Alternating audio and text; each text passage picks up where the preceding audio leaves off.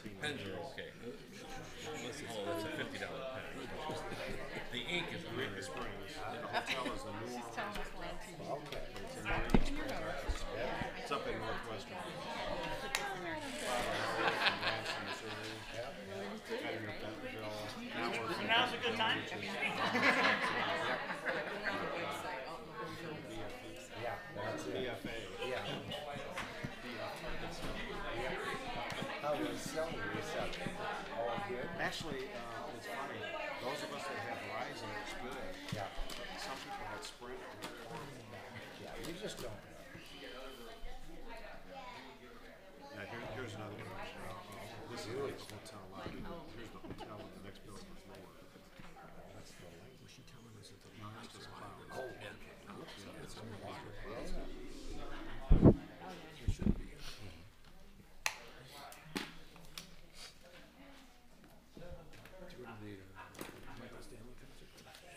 No.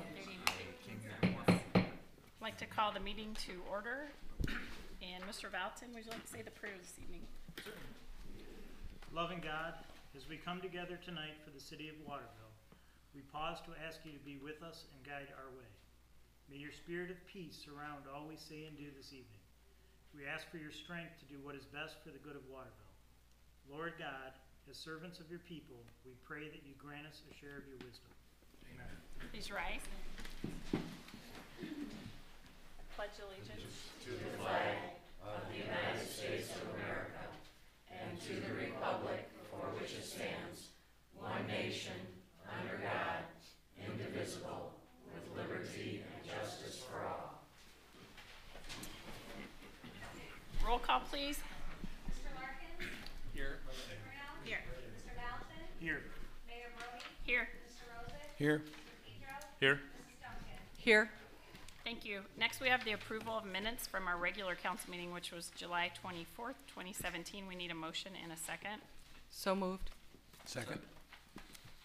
With the motion and a second, do we have any changes or comments or corrections? Council? Seeing none, all those in favor say aye. Aye. Opposed? And first, I'd like to start with a proclamation that I will read here.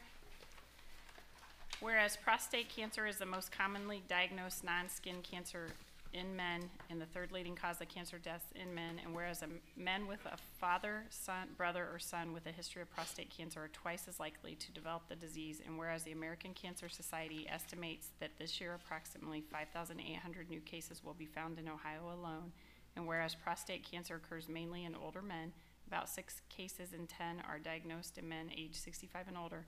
This year approximately 26,500 deaths will occur, 1 man every 20 minutes, and whereas 1 in 8 men will get prostate cancer sometime in their lifetime, and veterans are 1.5 times more likely to get prostate cancer. Whereas education regarding prostate cancer and early detection strategies is critical to saving lives and preserving and protecting our families, whereas all men are at risk for prostate cancer, and we encourage the citizens of Waterville to recognize the importance of prostate screenings. Now, therefore, I, Lori Brody, as mayor of the city of Waterville, do hereby proclaim September 2017 as Prostate Cancer Awareness Month in the city of Waterville and urge all residents to join in recognition of this significant occasion. And if there are any questions, that's the decoration of ribbons they do in September just to make people aware. The teal, they decorate the town, different towns in Ohio for that. All right, next we have citizens' comments, and I do have one turned in here. We'll start with that one. David Borland, if you don't mind going to the microphone, stating your name and address for us. Okay. My name is David Borland. I live at 105 North 4th here in Waterville.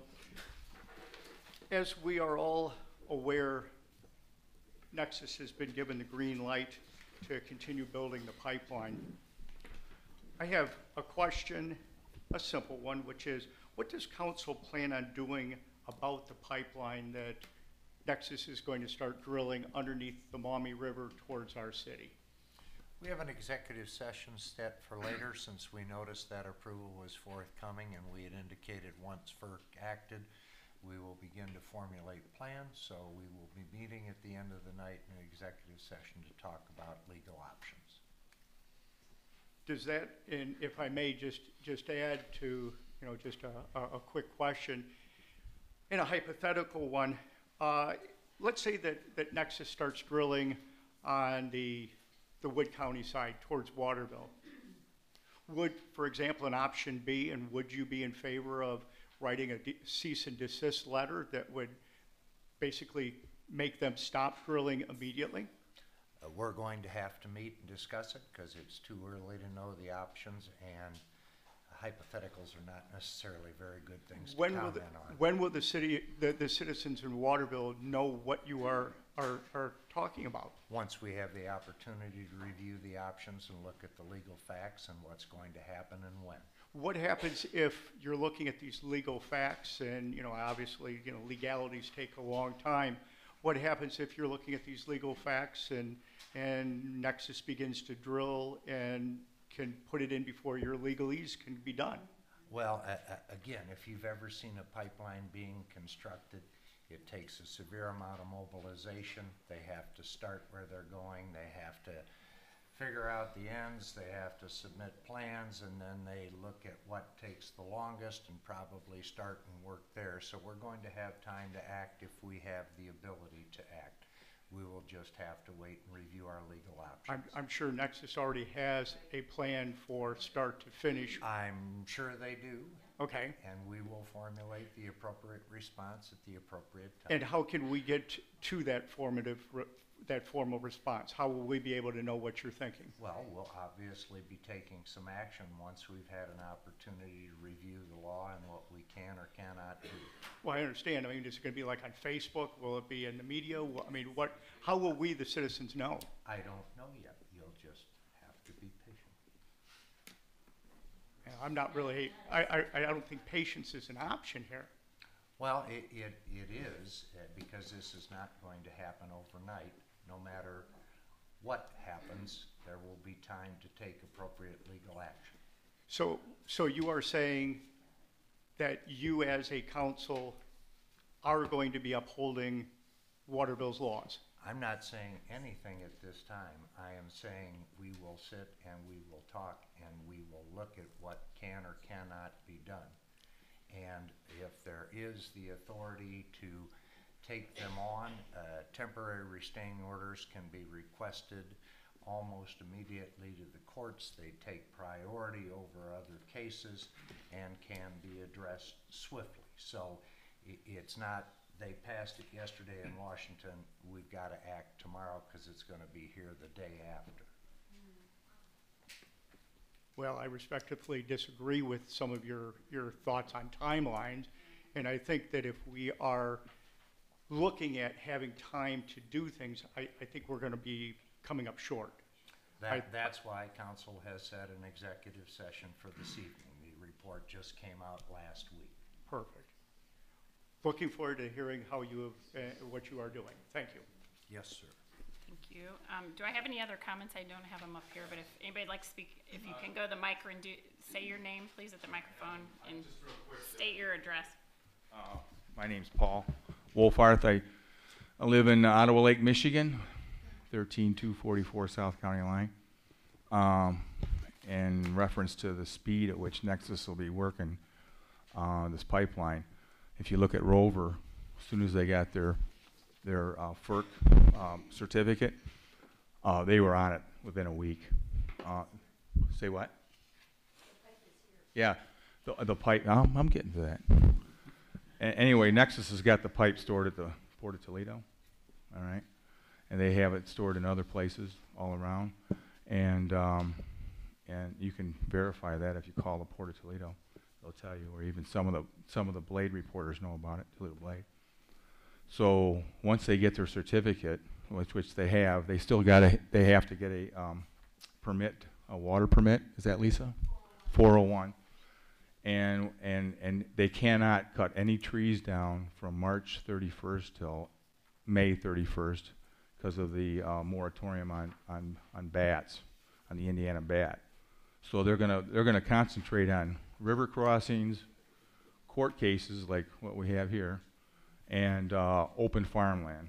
And what they can do, they're gonna go.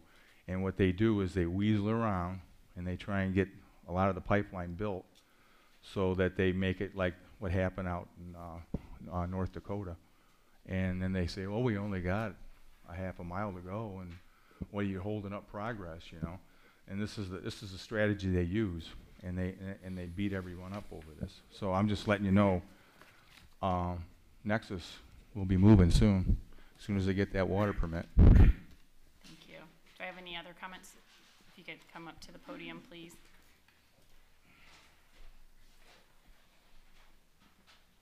My name is Lisa Koheiser. That's Kochheiser. And I live in Bowling Green, Ohio, and I'm one of the lead organizers for the Bowling Green Charter Amendment. And Nexus got FERC permission on Friday, and now they're just waiting for their 401 water permit.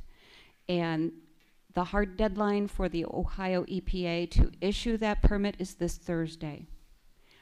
Rover Pipeline started construction the day they got their 401 permit, and so will Nexus, because they're even more of a hurry than Rover was, and we know Rover was in a big hurry. So there is a possibility they could have a drill bit in the ground next to the Bowling Green water treatment plant tomorrow. If they get the 401 tomorrow, they could start drilling there tomorrow. So there's no time to waste. And, you know, so I'm glad you're meeting tonight. And please, please enforce your charter amendment. Thank you. Thank you. Do I have any other citizen comments? My name is Wendy Lee Wyant, Wendylia, Wyandt. I live at 827 Maple Lane. And I just have two comments / questions. The first, my basic understanding of law is that you need to compare with precedents that have been set. But I think the situation, we're setting a precedent. I'm not sure there's a lot to compare it to. And secondly, I would like for you all to consider, what is it going to hurt? What will be lost if we're proactive in protecting our community? Because I'm certain that Nexus is being proactive to ensure their success. Thank you for your time. Thank you. Do you have any other comments? All right, thank you for coming. As the solicitor stated, we're having an executive session at the end of the meeting, so. Next, we have our staff reports. I'll start with our administrator, Mr. Bagdonis.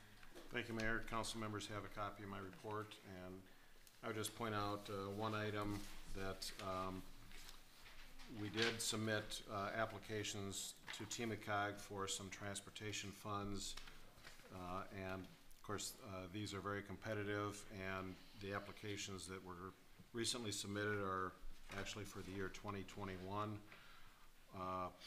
I'm happy to report one of our applications was approved, and that's for the intersection improvements at the Anthony Way Trail on Farnsworth and Mechanic Street. That's for $375,000 of federal funds. Our other two, unfortunately, did not rank high enough to get into the fundable range.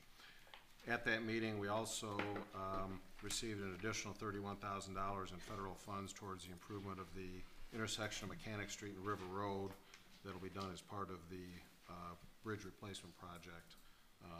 But we did have some local improvements as part of that, and this federal money will be going towards those improvements. End of my report. Thank you. Any questions for the administrator? All right, if not, law director. No report tonight, Your Honor. Thank you. Our finance director.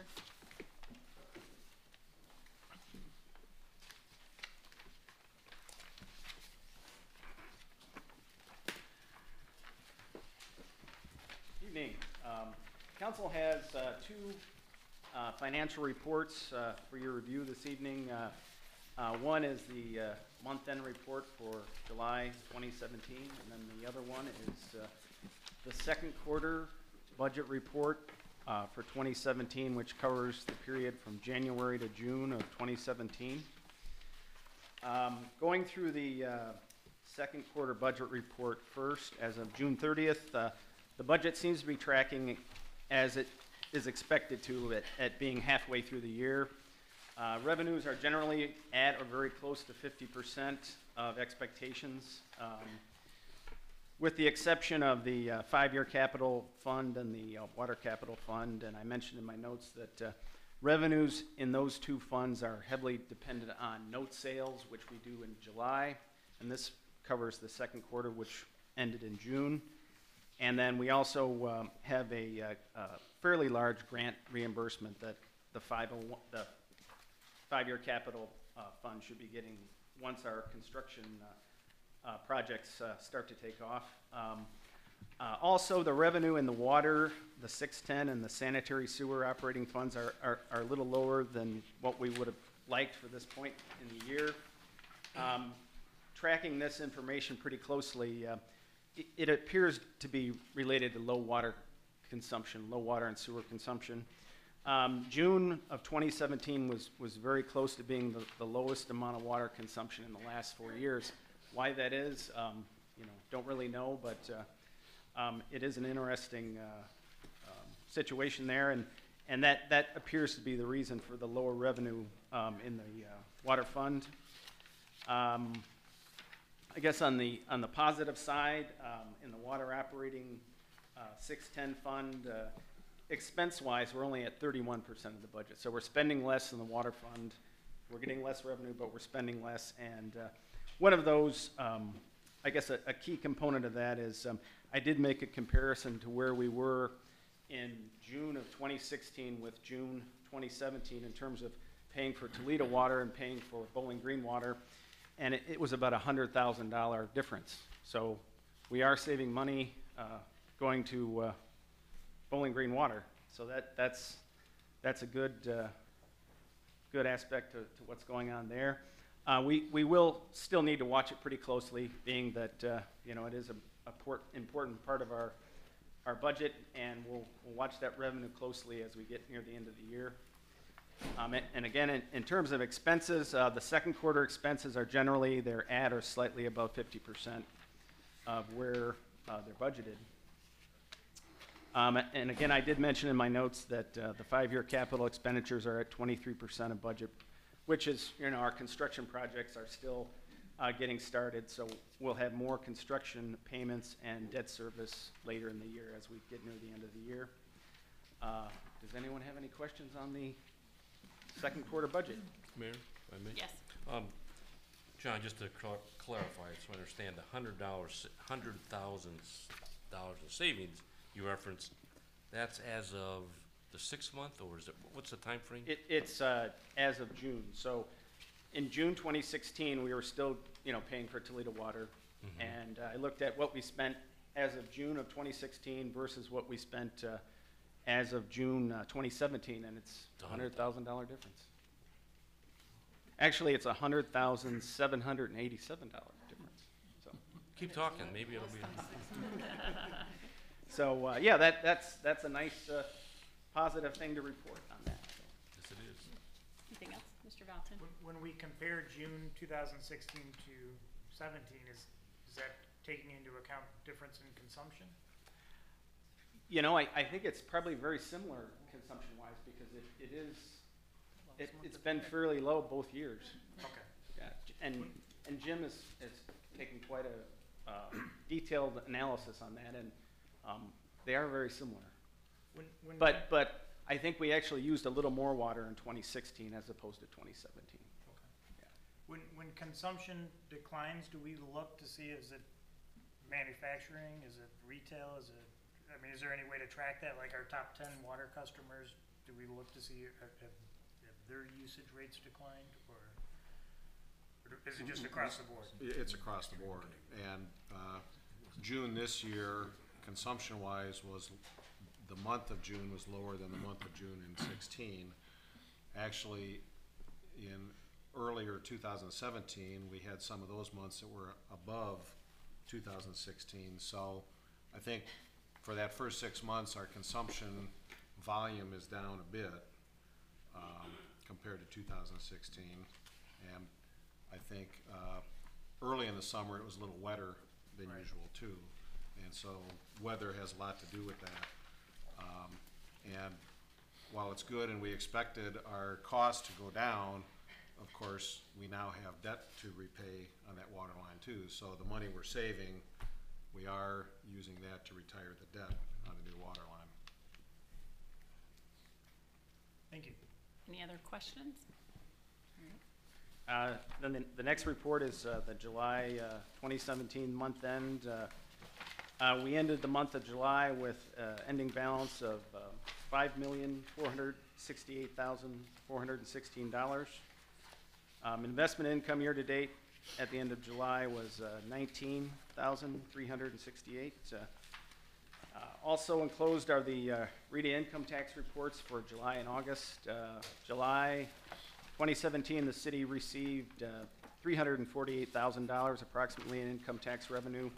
So that brought us to about 59% of what was budgeted in terms of revenue. August of 2017, the city received $295,940. That brought our year-to-date total to $2,342,550, and so that's about 68% of budgeted revenue for income tax. So I guess in a statistical sense, we're maybe a little ahead of where we would be in August of the year. If you do notice, we did have less revenue, expected revenue in March, April, and May of this year. And, it definitely appears to have improved over the months of June, July, and August in comparison to 2016. Taxes from withholders and individuals, that now exceeds what we collected in 2016. The problem area that we talked about at the Finance Committee meeting was our net profit payers, which was less than 2016. So that's kind of where we are in terms of our problem area. That seems to be the area that dipped off a bit there. So, but other than that, hopefully the income tax will stay stronger as we get near the end of the year, and maybe we'll get close to hitting our projected revenue for the end of the year. Thank you. Any further questions? All right, thank you. Next, we have our treasurer.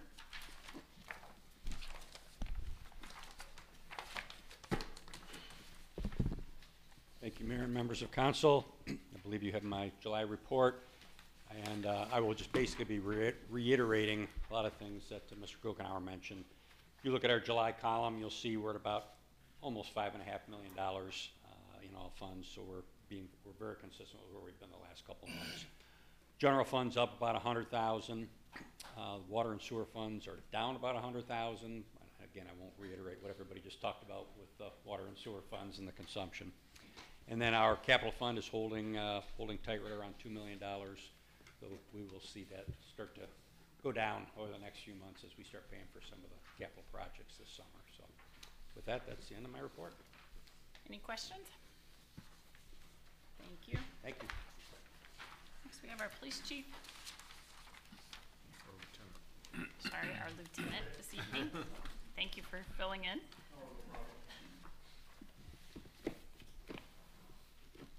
Mayor, council, you have the police report. Just a couple of things the chief wanted to let you know. There are still seats available for the Citizens Academy that starts in September. Also, both of the cars just came in, and they're starting to put the equipment in them in Van Worden statewide. So we're hoping to have them by the end of the week. Any other questions? Any questions? Thank you. Thank you. Next, we have our fire chief.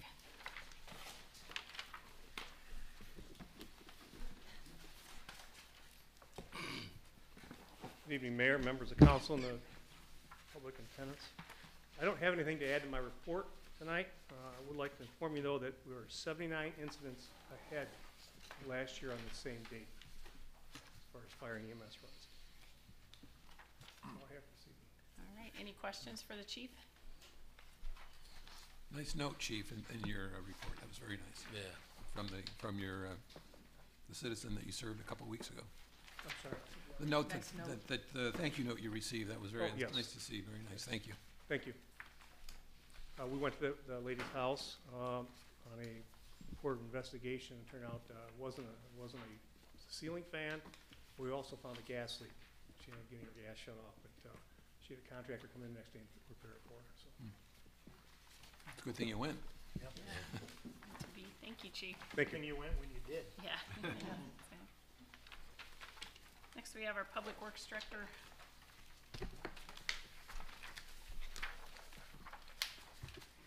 Thank you, Mayor and Council. You have a copy of my report. Just a few updates on some ongoing projects. First one being the Anthony Wayne Trail, South River Road Shared Youth Path.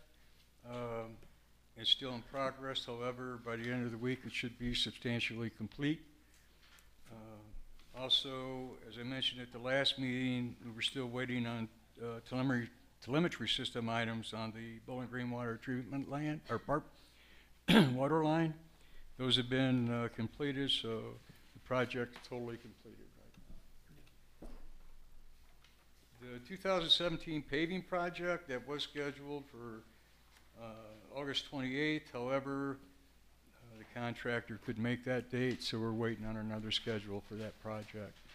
However, the pavement rejuvenation, weather permitting, they'll be in Tuesday, but the weather don't sound too good for Tuesday, so I don't suspect to see them. They'll have to give us another start date for that. Crack and joint project, repair project, that has also been completed. I also want to mention Saturday, September 16th will be the annual fishing derby at Waterworks Park. In your packet, I put a flyer and also a registration. If anybody knows any child that may want to attend that, please do so. We have plenty of registrations left. And last but not least, I have quite a few thank yous. I want to thank the Anthony Wayne Arts Commission for taking care of all the downtown planners on 3rd Street. Also, the Anthony Wayne Area Democratic Club for taking care of all the plantings in Prey Park. Countryside Garden Club for planning and taking care of all the plantings at Pioneer Point. Nielsen's Landscaping for taking care, or for doing the planting and taking care of the plantings at the point at Michigan Avenue and Farnsworth Road. Tom and Carol Wiggins, Jim and Tony Stoma for a community service project at Prairie Trail, cleaning up that park. And last but not least, the Waterville Rotary Foundation for a community service project. They do this annually. We're picking up litter along the Anthony Wayne Trail between Canal Road and Farnsworth. That's it in my report. Thank you. Any questions? Yes. Kenny, back to the contractor not making the August 28th date. What's the expected completion date? And we're not going to run into any kind of foul weather or so forth. You know, it's not going to take them long once they get in here. It's just mill and fill. I can't remember, Jim, what the contract completion date was for the contract, but they should have plenty of time. Okay. All right. Thank you. Any other questions? Thank you. We'll start with communications from council with Mr. Larkins. Parks and Recreation Committee met on August 1st, and we had a presentation from Will Monroe from the Waterville Boy Scout troop for his project that he wants to complete, his Eagle Scout project. And we took a look at his presentation, which was to install at Bear Park a Gaga ball pit. Now, apparently, this has nothing to do with Lady Gaga, but this is, I had fear it was going to turn into a mud pit for a while till we heard the presentation, but it's basically a structure which he's going to build, and kids get into the structure Am I explaining this correctly, Kenny? And they kick the ball around, they do a bunch of stuff in this pit. Apparently, it is a big deal for kids. She knows. So we approved this project, and what, do we know what the status is, Kenny? He emailed me 3 weeks ago, and he'll be contacting me, he'll have to go out, and he's gotta do that paperwork prior. Right. After that, he submits it, and it's approved, then he'll get a hold of me about Okay. the material that he needs and all that, but he probably won't start, probably not right away. He gave us a month, I can't remember, it seemed like March. Yeah, Okay. March. All right. Other than that, that's about it. Thank you. Mrs. Bruno? No report. Mr. Valentin? No report, Mayor. Mr. Rozak? No report, Your Honor, thank you. Mr. Pedro? I'll be brief. All right. 1 minute. The Public Safety Committee did not have a chance to meet back in August. We're in the process of rescheduling that, so just wanted folks to know that. Secondly, the Economic Development Foundation Committee is meeting tomorrow. We continue to meet throughout the summer and we're on progress with our projects. Lastly, I know school's open, and I'm just wondering from the chief or the assistant chief, any issues with school being open and safety? No, the officers have been up there every day and making sure everything's fine. Good, good. I did see some of that. And then I know that one of the topics at our Public Safety Committee was to be bicycling with officers. I'm just wondering, does that take place in the fall also? Actually, we did over the summer, when I was in church, we did a huge bike safety inspections and telling kids how to stay safe and where they're on. Good, good. All right, that's all I have, Mayor. Thank you. Thank you. Mrs. Duncan? No report this evening, Your Honor. All right, thanks. I had one item under communications, and this is something that I talked about with Mr. Bagdonis and the Tree Commission, which you can see the notes, the minutes in your packet. And this is not in any form of an ordinance or anything, which I told the Tree Commission at the last meeting I attended with them. A while back, I had some thoughts about the street trees and some questions, and did a little bit of research, and Mr. Bagdonis did some for me. At this point, what I was asking council, what's in your packet, were some proposed changes that we took a look at. And what it actually, there's a page on the back to explain what some of those would be if we decide to change this. But the main one is that we would be looking at treating the street trees as more like the responsibility of the people who actually live at that property. And the responsibility would shift for the maintenance, like similar to like what we would still have control like we do with sidewalks in areas that are in the public right of way for the street trees. What I want council to do tonight is we can discuss or have questions, but I really wanted you to take the information, take a look at it, actually give me ideas if you think it's good or bad. There are a couple people up here who have probably been around long enough. One person in particular, I'm not calling out age, but who was here when the Tree Commission started, so Mrs. Bruno. And I've done my research, so I really want to get some feedback from council. We've really come around in what we've done with the Tree Commission, and first of all, I thank them. If you go to their meetings, they know trees, they like trees, it's great. They know more about trees than anybody knows. And in my time on council, they were able to use Penta to do a GPS tree location spreadsheet, I'll call it for lack of a better word, but like database. And we've been able to identify and take down trees that were problems in town. We still have that list we're working on. We've been able to try to divide up the funds that we put in the budget for that over the last probably at least 4 years, but we've really dramatically increased the amount. When I first started on council about 14 years ago, we had very little money in that area. The Tree Commission wasn't as knowledgeable and big as they were now, and we didn't have all that direction. With all that said, my thought on the trees in the right-of-way, is there a way to share some responsibility with the owners? I will tell you facts I do know, just in my own neighborhood and living here 19 years. A lot of people think that is their tree. It is their tree, but it's in the right-of-way, right? So we've gone around with how to deal with that, who should be responsible, how it will go.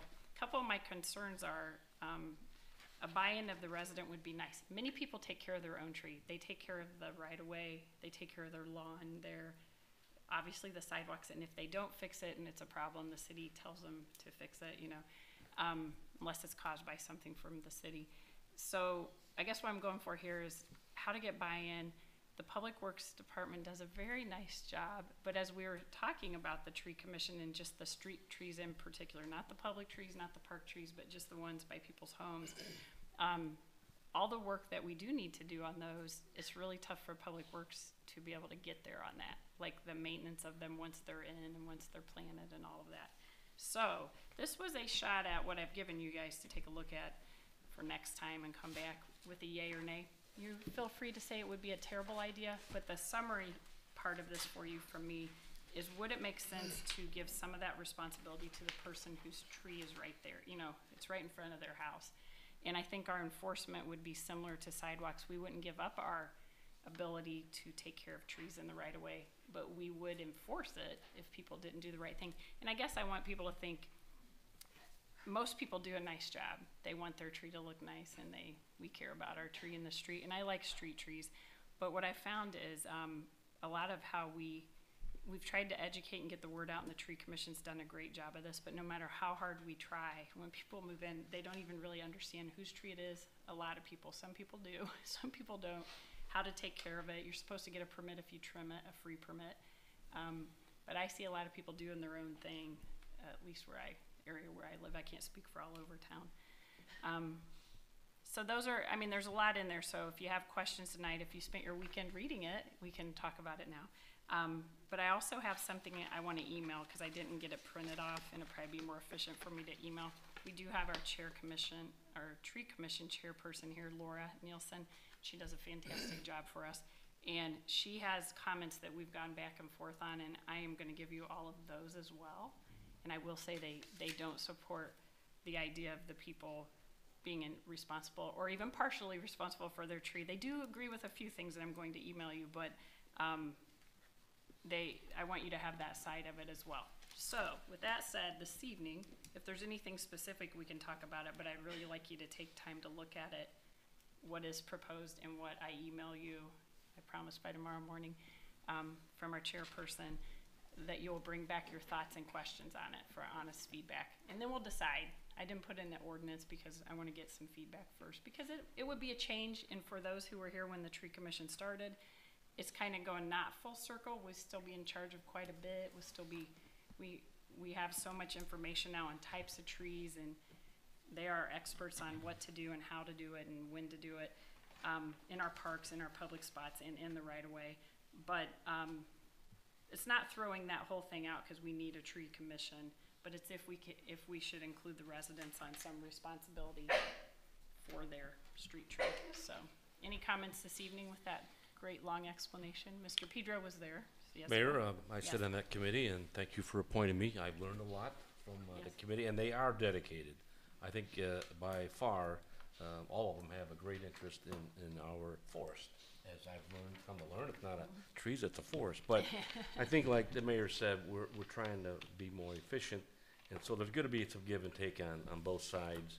And I'm confident through further dialogue that we will come to a happy medium. So it's good to have passion. It's good to have the good volunteers on that committee. So I'm looking forward to continuing my involvement. I'll defer to my buddy John. I would raise one question Yes. tonight, although I have Yes. more than one question, but I'll raise that's one fine. tonight. One at a time. You can have them all. One at a time. And that is on the, this is on page 3. Yes. If I'm reading it right, the developer of a new subdivision currently has responsibility to plant these street trees, and it looks like you're eliminating that responsibility from the developer, and I don't know if that's a terrific idea, because we may end up with developments with no street trees. Right. Is that possible, or? Right. That is what it says in there, the way it is now, right? I think that concept is, it wouldn't be the developer's responsibility, but each homeowner, if they wanted a tree, they certainly would be free to plant a tree that's consistent with our master tree plan. Which is by street and area. If the homeowner wants the tree, they're more likely to take care of the tree. Whereas if the developer plants it, then that person may or may not take as good a care of that tree if they're not the ones that planted it.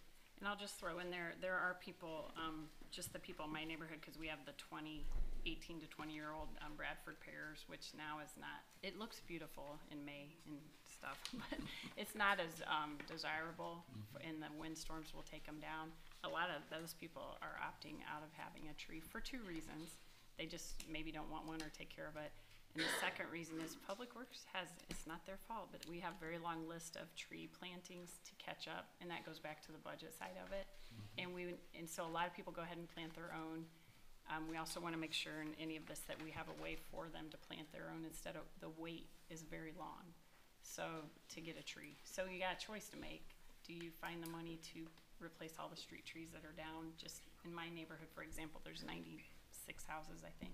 Quite a few of them were this year, because it's about the right ages that they're getting top heavy. But it was amazing to me that some people that said I'm all in for a new tree, then they were like, do I have to have one? And we were saying maybe they can decide. That was one thing the tree commission said, yeah, they don't have to put one right there. So, you know, that would add some flexibility. So, but point taken, yes.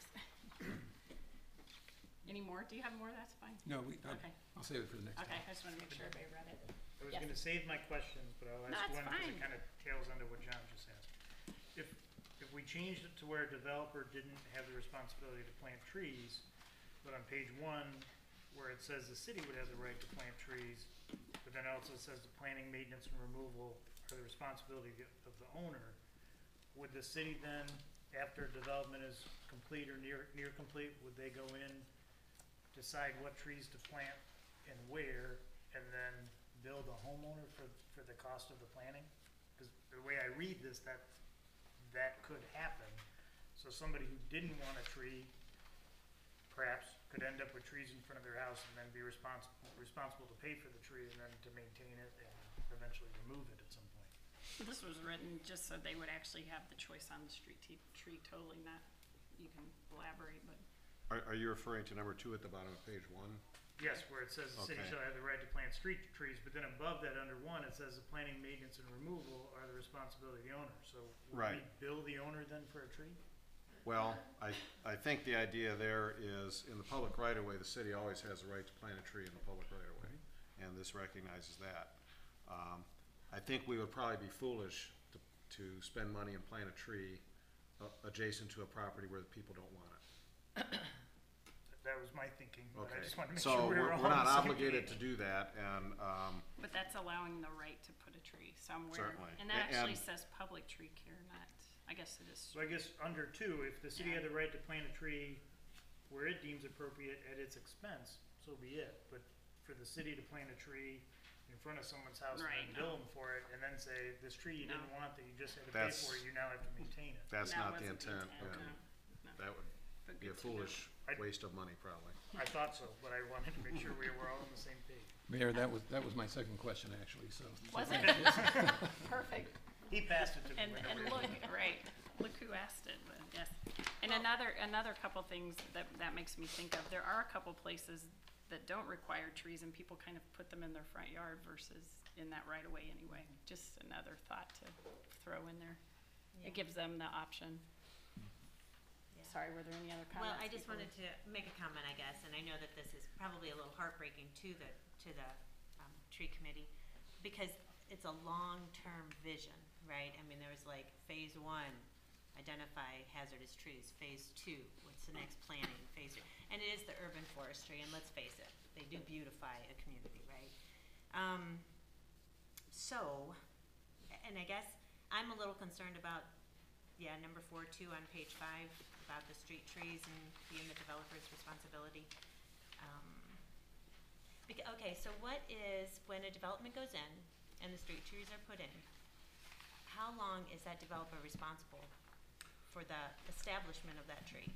A year? Well, actually, that's changed within the last couple of years. The developer doesn't actually plant the tree under our current rules. Right. And because that was a problem.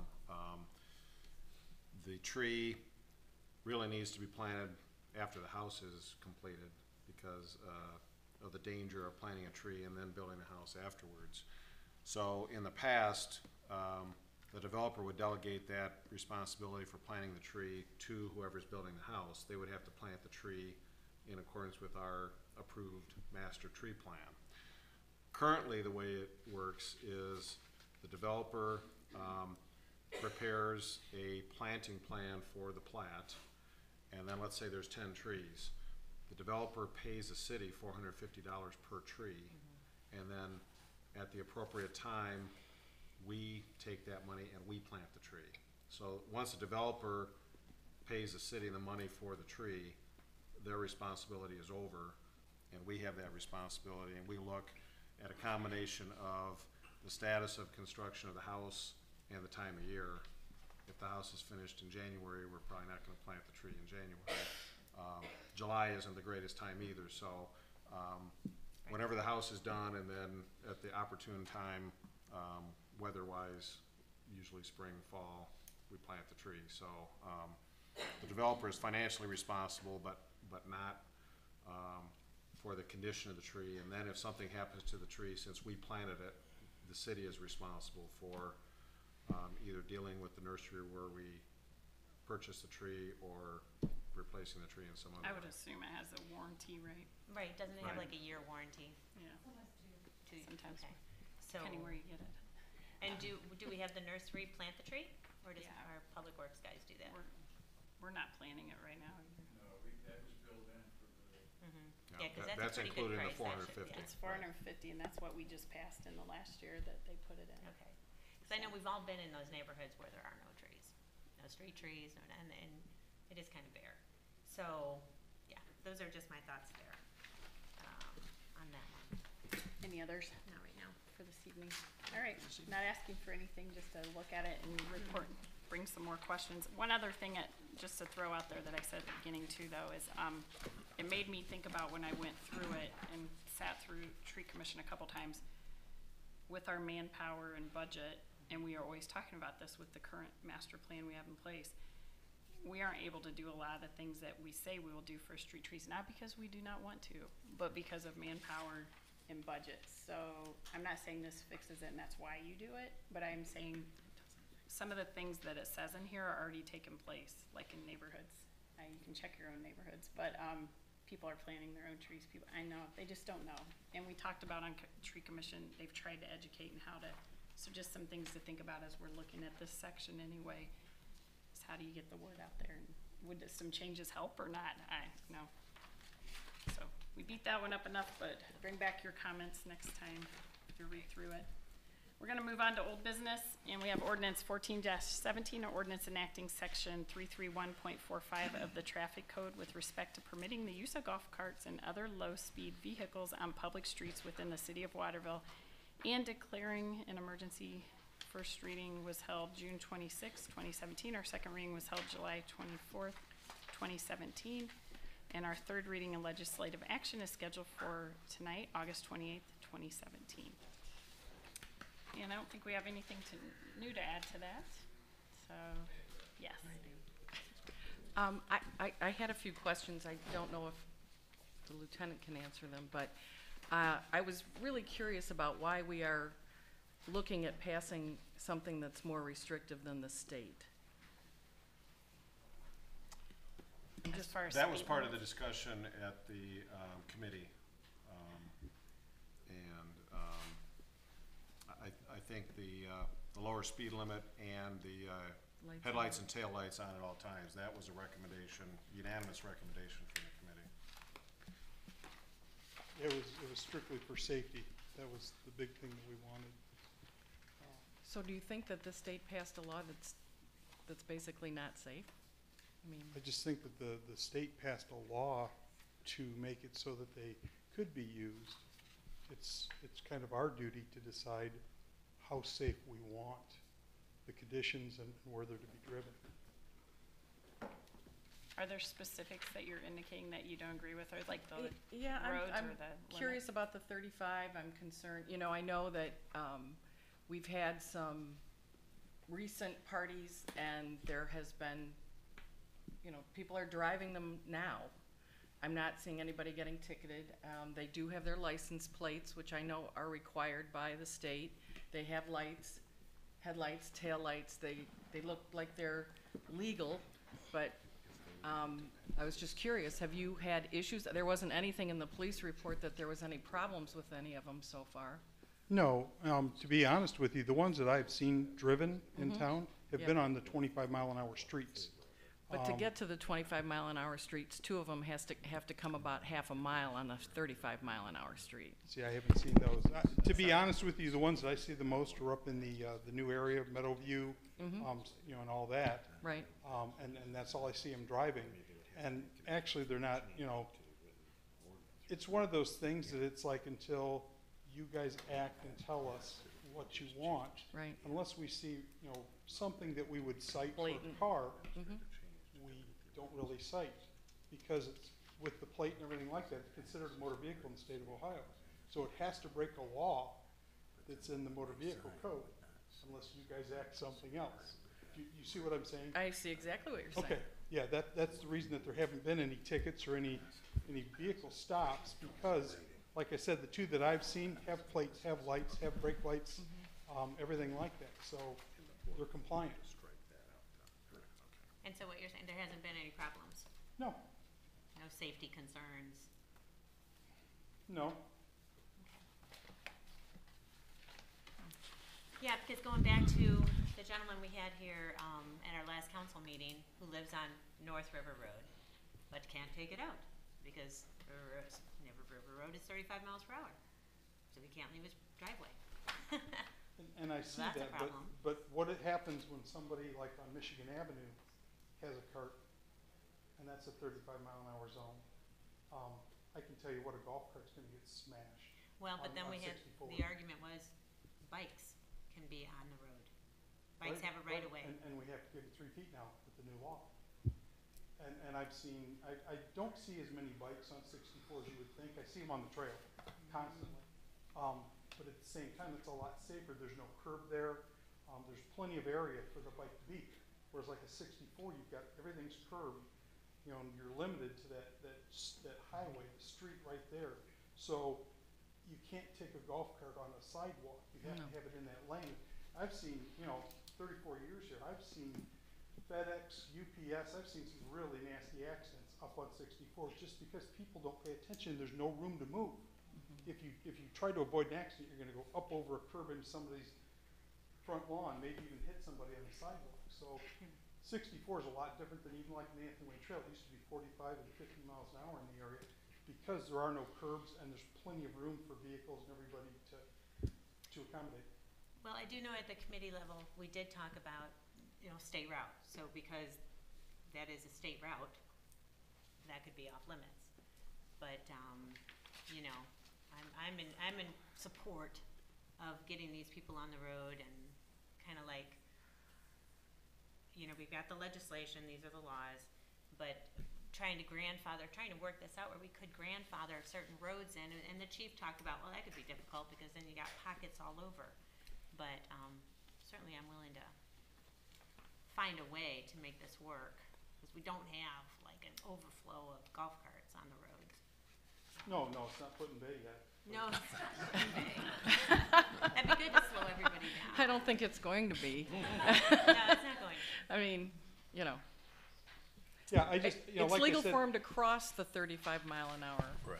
You know, so basically they want to come to town, you know, more than anything else, is the citizens that I've talked to, you know, as soon as I can get off of River Road onto you know, take the side road, I will.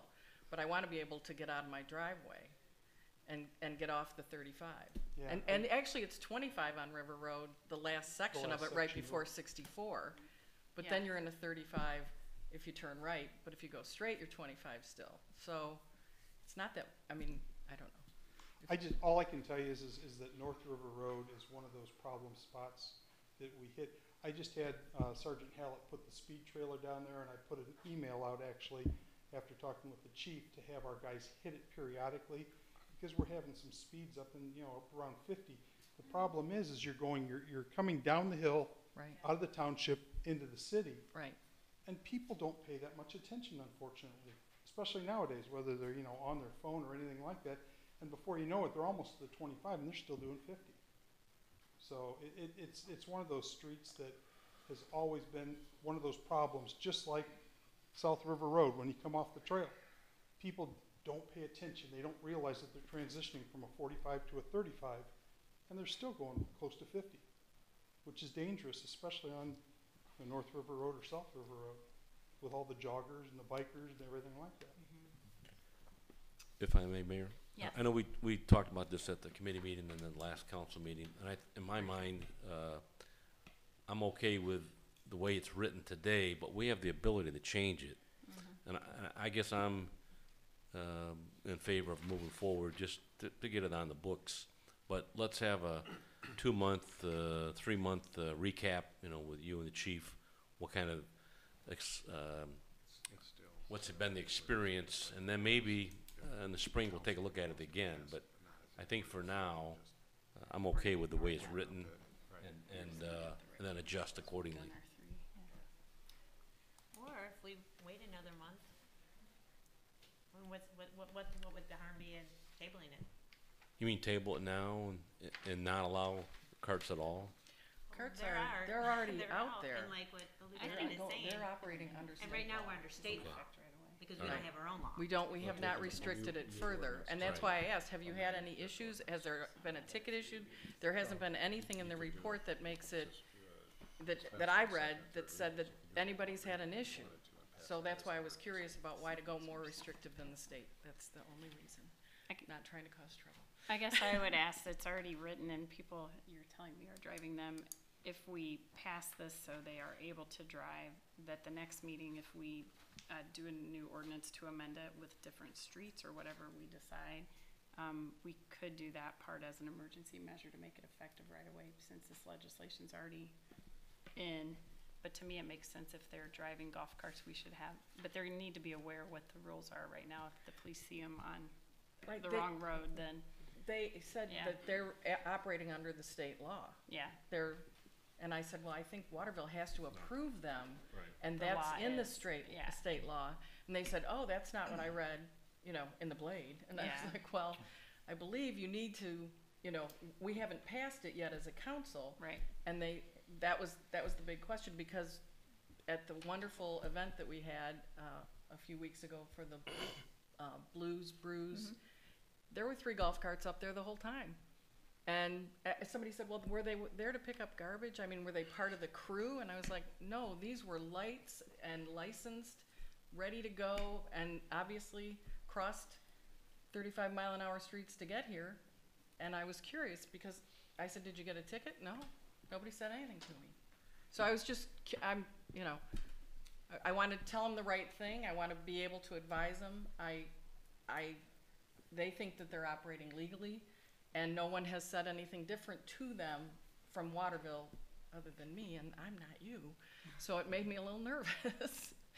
Well, I think it was discretion of the police officers, and they shouldn't have been on the 25-mile-an-hour streets yet either. Right, because we haven't passed this, right? Right. That's what I thought. But I'm still confused though, because aren't they under the state law? No. The State law law only enables local communities to to approve adopt them. something For like us to we've got. adopt it. So we It do gives us have to the right adopt to it, do But you have to. and do then it we can say whether or not we want to Right now, restrict it. somebody could be using it.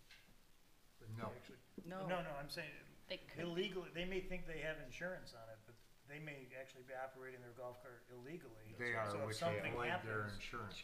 Right, people may be out thinking that they're doing something legally, have an accident, and find out they don't have any insurance coverage. Well, that would make the argument for passing this one and at least getting some legality to them, and People. then looking at Yes. expanding it a better way to go, since we seem to have the cart before the horse, so to speak.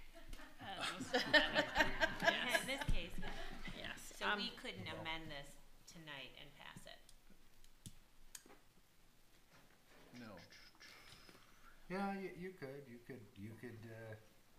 change it and move to pass it, suspend the rules and pass it on first and final reading, assuming you have the votes to do that.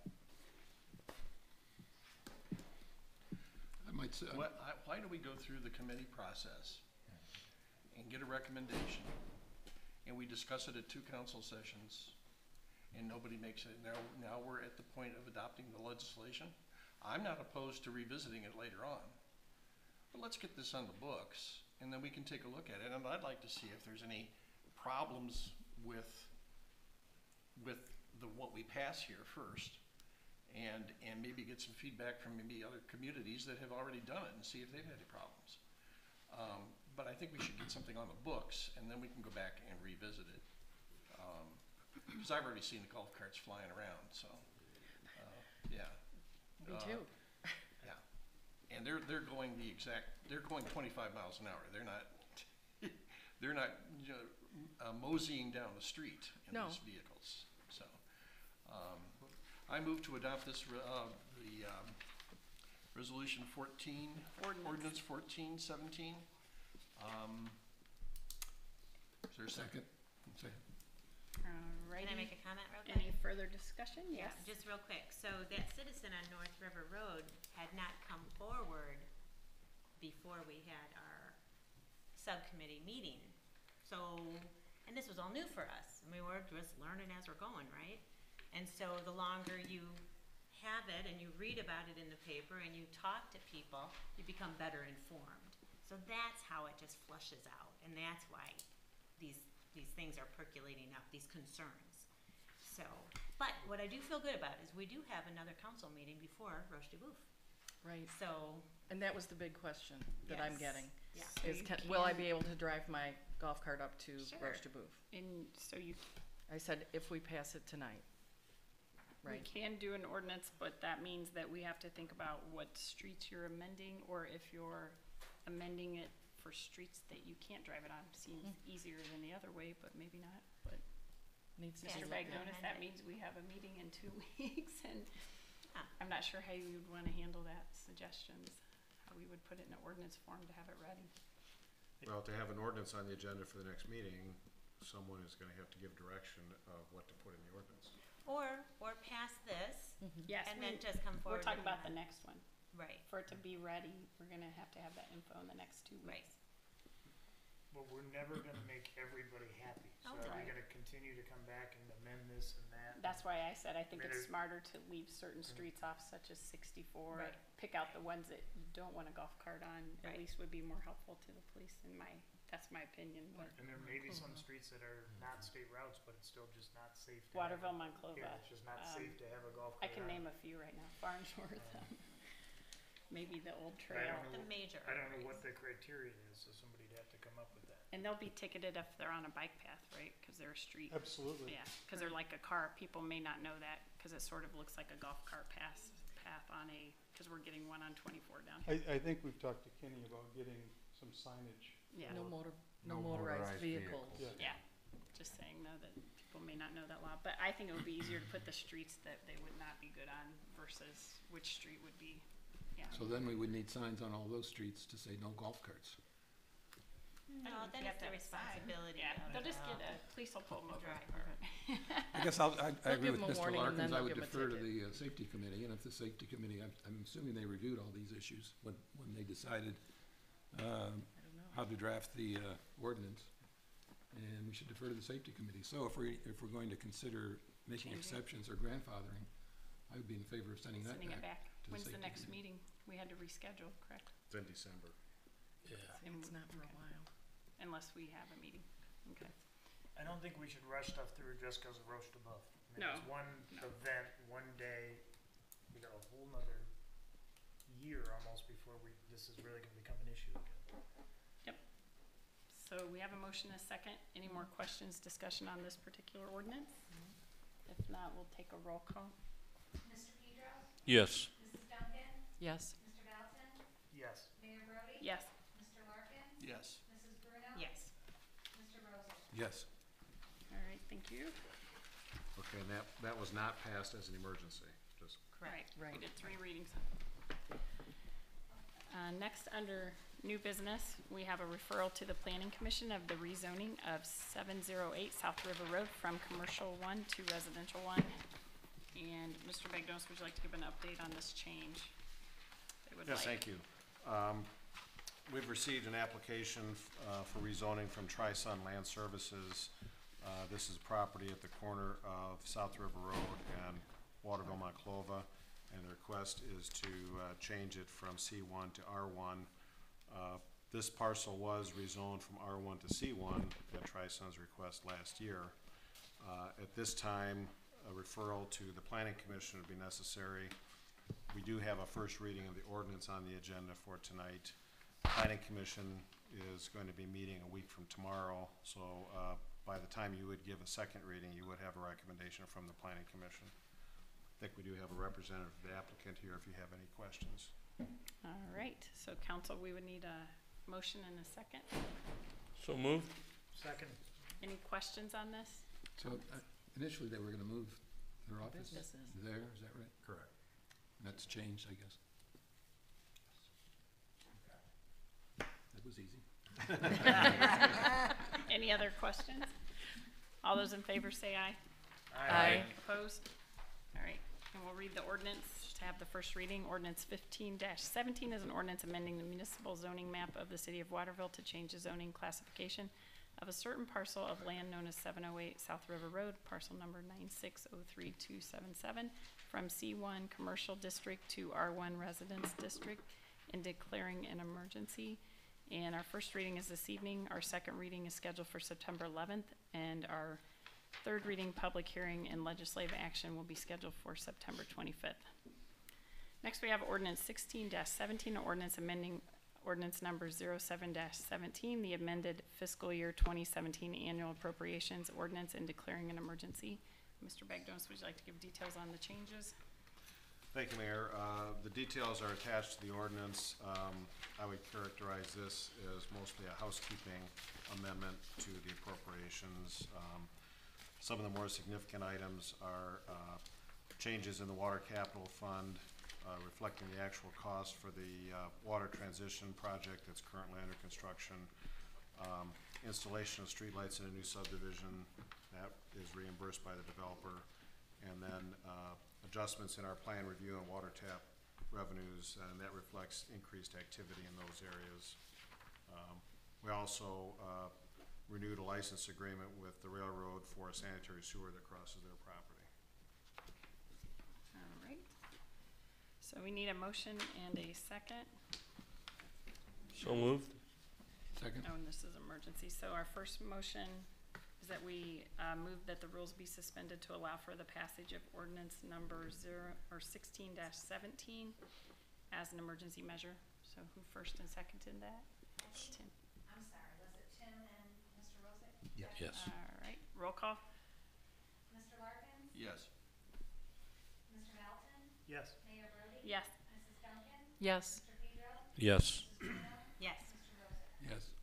All right, and now I will move for final passage of ordinance number 16-17, first and final reading as an emergency measure. Second.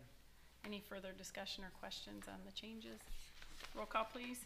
Mr. Rosick? Yes. Mrs. Bruno? Yes. Mr. Pedro? Yes. Mrs. Duncan? Yes. Mayor Brody? Yes. Mr. Melton? Yes. Mr. Larkins? Yes. Thank you. Next, we have another referral to the Planning Commission. Story Point of Waterville's request to amend special use permit within the residential overlay district. Mr. Bagdonis, do you have the details for that? Yes, thank you. Last year, the city approved a special use permit for the Story Point development, and we have amended that once, and that amendment included a location for a temporary leasing trailer, and Story Point would now like to change the location of that trailer. That is an amendment to the special use permit, so that generates a need to go through this procedure. We do have first reading of the ordinance scheduled for tonight, and as I said earlier, the Planning Commission will be meeting next week, so you will have their recommendation before the second reading. I believe the trailer is not proposed for the location shown in the drawing. We will be getting an amended drawing soon.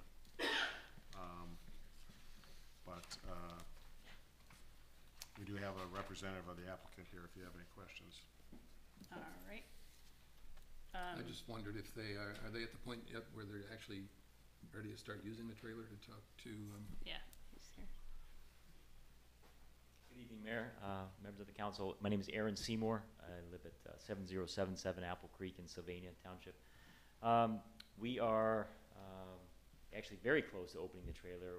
We're back and forth on some occupancy issues. The latest reason why we need to amend the special use permit is due to the location being a little too close to the building and not in full compliance with the building code. So we had to shift it out an additional 20 feet or so in order to do that, and just unfortunately didn't get our locations out just right. So yes, we are nearing our opening date here within the next couple weeks and start our leasing, which we actually have been in the process of doing already.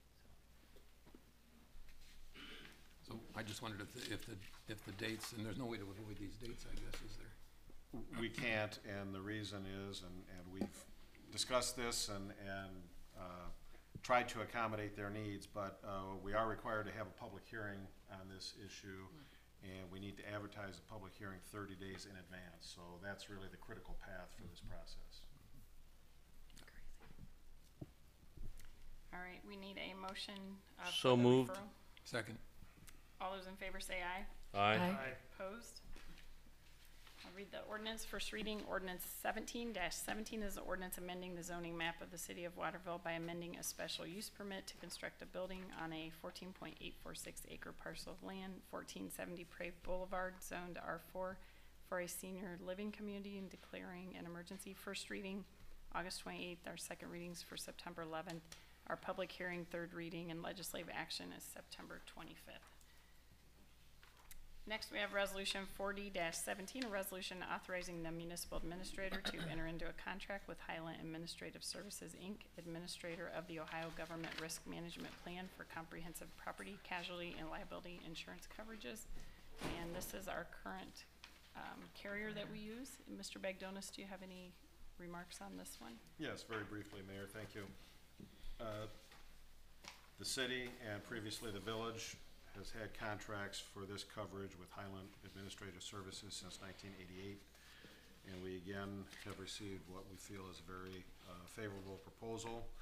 This uses the Ohio Plan of Government Risk Management, and the renewal period would be September 1st of this year to August 31st of next year.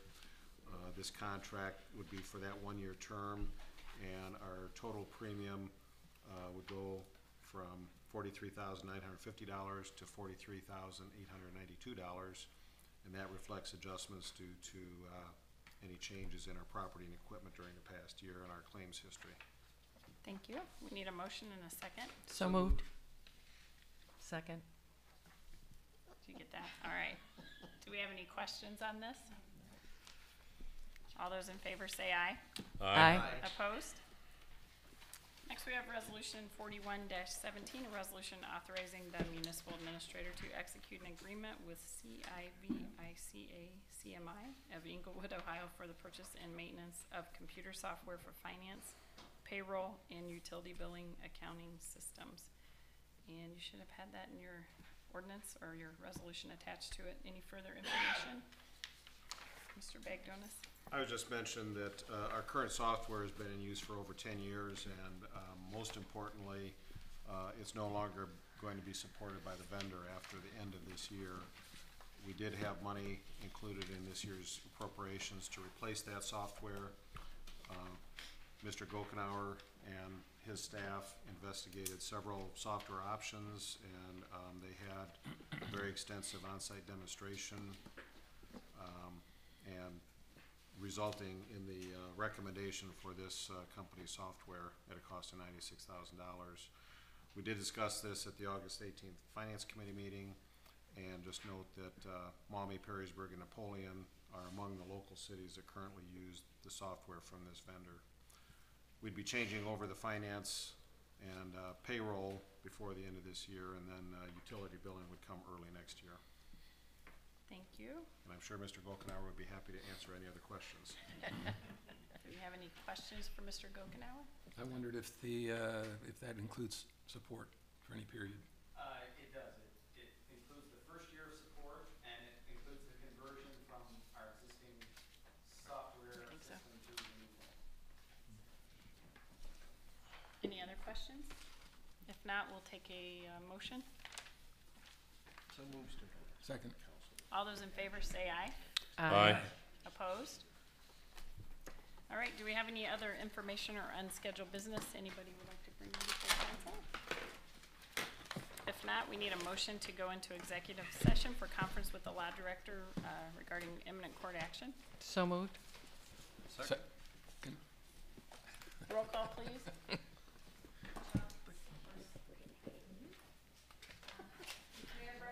Yes. Yes. Yes. Yes. Yes. Yes. All right, we need, there'll be no further business conducted when we return from the executive session.